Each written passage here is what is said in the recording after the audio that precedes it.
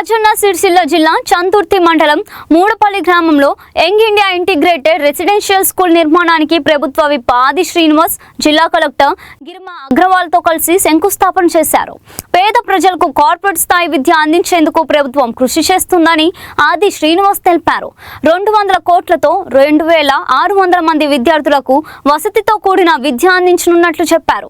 విద్యా విధానంలో సమూల మార్పులు దిశగా ప్రభుత్వం ముందుకు సాగుతుందని అన్నారు. గురుకులాల్లో చదివే విద్యార్థుల డైట్, కాస్మెటిక్ ఛార్జీలను పెంచినట్లు తెలిపారు. జిల్లాలో ఇప్పటి వరకు 1000 కోట్ల అభివృద్ధి పనులు జరుగుతున్నాయని పేర్కొన్నారు. ప్రారంభించుకుందాం కాబట్టి ఎక్కడ అక్కడ హైదరాబాద్ వారిని వేదిక మీదకి సవినయంగా సాధారణంగా ఆహ్వానిస్తున్నాం. శ్రీ ఏ రవి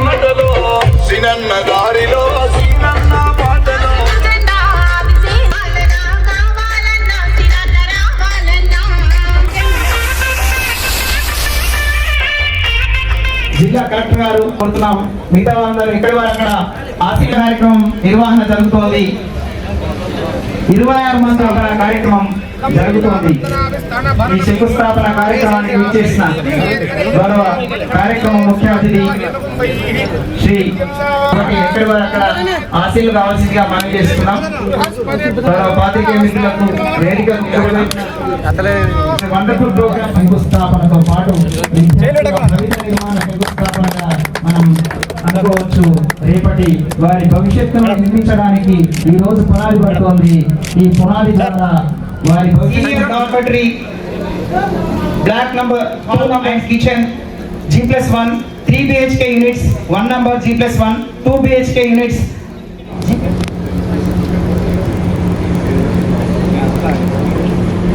ఏ రేవంత్ రెడ్డి గారి స్వప్నం విద్యార్థిని విద్యార్థులకు విద్యను రెసిడెన్షియల్ మోడ్లో అందించాలని వారి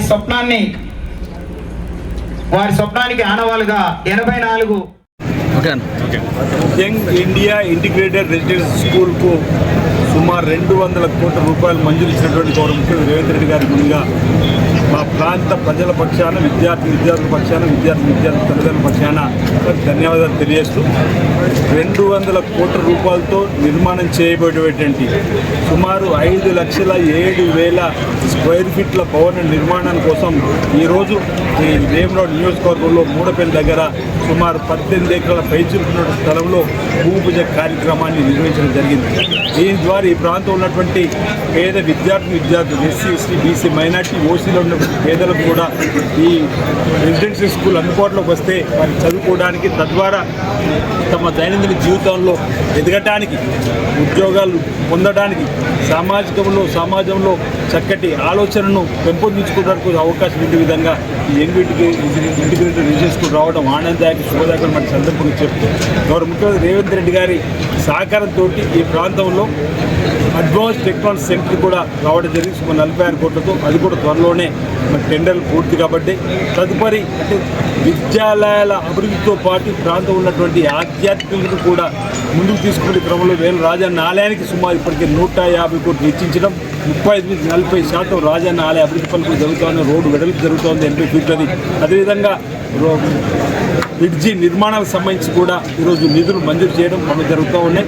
రైతుల కోసం కలిగొడ సూరం ప్రాజెక్టు దగ్గర 45 కోట్ల 50 లక్షలు ఈరోజు భూసేకరణ రైతులకు ఇచ్చేందుకు దానికి కూడా నిధులు మంజూరు. అక్కడ కూడా ప్రాజెక్టు పనులు జరుగుతున్న క్రమంలో అన్ని వర్గాల ప్రజల అభివృద్ధి కోసం ప్రధానంగా రాజన్న సిరిసిల్ల జిల్లా కార్మిక ధార్మిక క్షేత్రంగా వెలుగొందుతున్న సందర్భంలో సిరిసిల్ల ఉన్నటువంటి నేతన్నలకు చేతిని పలికనిపించడానికి కోసం ఈరోజు గతంలో ఇచ్చిన చీరలు నాసిరకమైతే ఈరోజు ఆడపిల్లలు ఆత్మగౌరవం పెంపొందించి మహిళాత్రులకు 1 కోటి చీరలు ఇవ్వాలని చెప్పినటువంటి లక్ష్యాన్ని ఎంచుకున్నప్పుడు 2025-26 సంవత్సరంలో 1 కోటి చీరలు పవర్లు సంబంధించిన వారికి ఇవ్వడం, గత ప్రభుత్వం ఎగ్గొట్టినటువంటి 300 కోట్లు ఇవ్వడంతో పాటు వారి చేతిని పని కల్పించడం.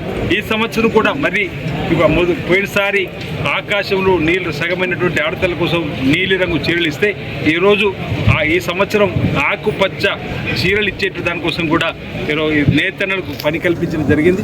సుమారు ఇప్పటికీ 3 కోట్ల పైచిలకు మీటర్ల ప్రభుత్వ ఆర్డర్ని ఇస్తే 1 కోటి మీటర్ల చీరలు కూడా తయారు చేసినటువంటి సందర్భం, దాన్ని కూడా ఈరోజు నేతలకు పని కల్పించినటువంటి మాట చెప్తూ ఆధ్యాత్మిక కూడా వీళ్ళ రాజధాని అభివృద్ధి జరుగుతుంది. అదేవిధంగా రోడ్లకు సంబంధించి కూడా హ్యాంలో వేములవాడ కోర్టులకు సంబంధించి కానీ తాండ్రాల నుంచి వెళ్ళి గోవిందారం మీదుగా సూరపేటకు వెళ్ళే రోడ్లు కానీ, అదేవిధంగా మూలవాగు పెంటివాగు పైన బ్రిడ్జిల నిర్మాణం కానీ, మోత్కురోపేట చందుతు రోడ్లకు సంబంధించిన నిధులు కానీ హ్యాంలో కూడా నిధులు మంజూరు చేసుకోవడం. అంటే అన్ని అటు వైద్యము, ఇటు విద్య, ఇటు ఆధ్యాత్మికము, రైతులు, నేతన్నలు, అదేవిధంగా రోడ్లు, బ్రిడ్జిలు కూడా ప్రధానంగా నిధులు ఇస్తూ ఈ 2.5 సంవత్సరాలు ఈ ప్రాంతంలో సుమారు 1000 కోట్ల రూపాయలతో అభివృద్ధి పనులు జరుగుతూ ఉన్నాయి.